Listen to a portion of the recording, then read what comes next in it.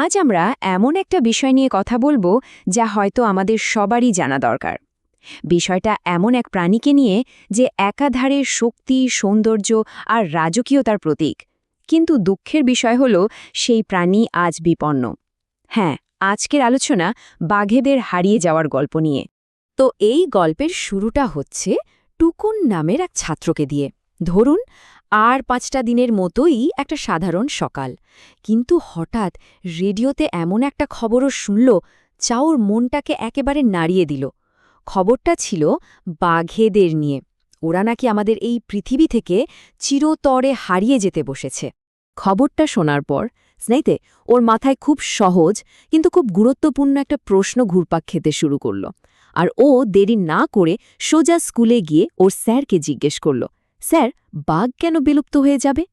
এই প্রশ্নটা দিয়েই কিন্তু আমাদের আজকের আলোচনার শুরু।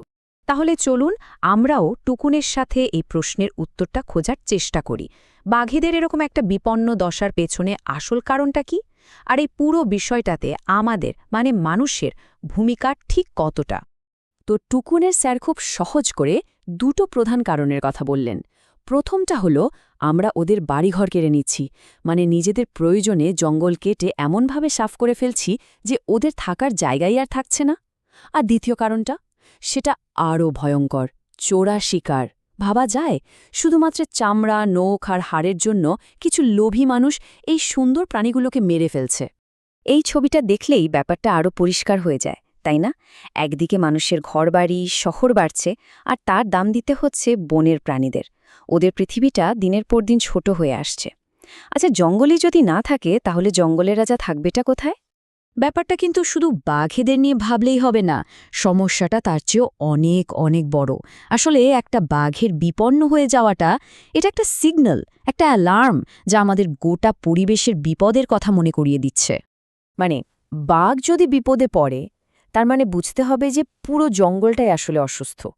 আর এই অসুস্থতার প্রভাব কিন্তু শুধু বাঘের উপর পড়ছে না, পড়ছে আরও অনেক প্রাণীর উপরও। যেমন ধরুন বুনো মোষ, নানা ধরনের বাদর, কত রকমের পাখি, এমনকি সাপও।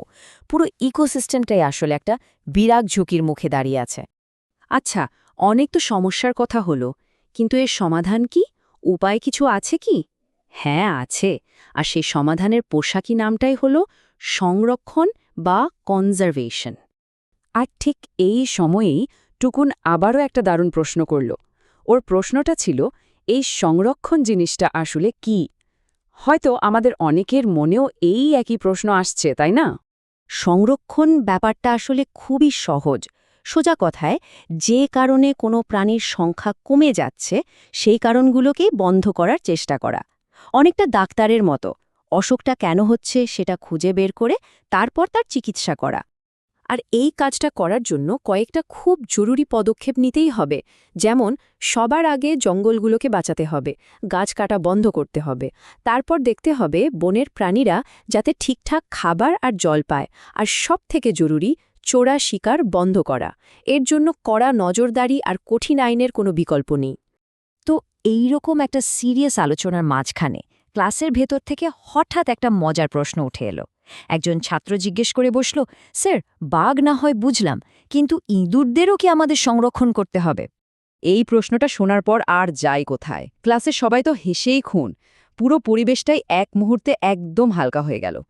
কিন্তু দেখুন স্যার একটু রাগ করলেন না, বরং উনিও মুচকি হেসে খুব সুন্দর একটা জবাব দিলেন।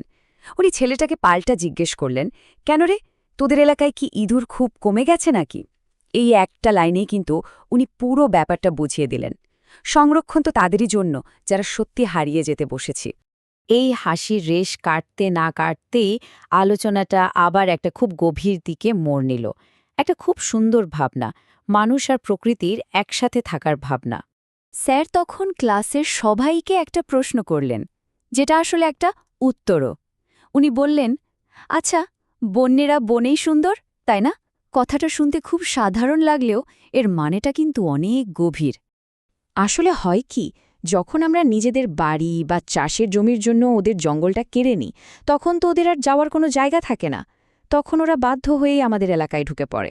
আমরা যে প্রায়ই খবরে শুনি গ্রামে বাঘ ঢুকে পড়েছে, এটা তো ওদের দোষ নয়, এটা আসলে আমাদেরই তৈরি করা একটা পরিস্থিতির ফল। তো আজকের এই আলোচনাটা শেষ করার আগে একটা প্রশ্ন সবার জন্য রেখে যেতে চাই। যদি এভাবেই জঙ্গলগুলো ছোট হতে থাকে, তাহলে এই বাঘেরা বা অন্য কোনো বন্য প্রাণী ওরা যাবে কোথায়? ওদের জন্য কি আমাদের এই পৃথিবীতে আর কোনো জায়গাই থাকবে না? এই প্রশ্নটা নিয়ে ভাবার সময় কিন্তু সত্যি এসে গেছে।